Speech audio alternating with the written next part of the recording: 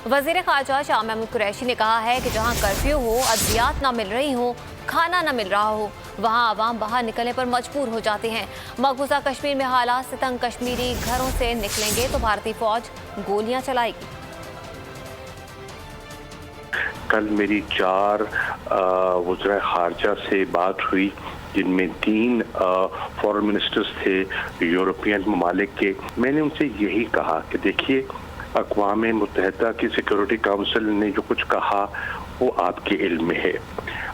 मेरी एक ऐसे वज़ीर ख़ारजा से भी बात हुई जो मेंबर हैं सिक्योरिटी काउंसिल के, उनसे भी मेरी बात हुई। जो मसला जो ज़ेरे गौर है वो है नौजवान बच्चियों को उठाया जा रहा है, उनको टॉर्चर किया जा रहा है और फिर उन बच्चियों के साथ इज्तिमाई ज़्यादती हो रही है।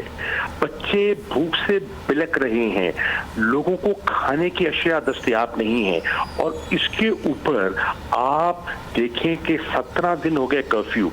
अब जो ये ह्यूमन राइट्स अपना ये जो NGO है जेनोसाइड वॉच, देखिए ये इस तरह कोई जज्बाती फैसले नहीं करते। फर्ज कीजिए जुमे के रोज वहाँ लोग एहतजाज करते हैं, जैसे कि कॉल वहाँ की पीपल्स रेजिस्टेंस मूवमेंट ने एक कॉल दे दी है कि लोग घरों से निकलें। उन्होंने कहा बच्चे निकलें, उन्होंने कहा मस्तूरात निकलें और अक़वाम मुत्तहिदा का जो दफ्तर है वहाँ श्रीनगर में, वहाँ जाके अपना एहतजाज रिकॉर्ड करवाएं।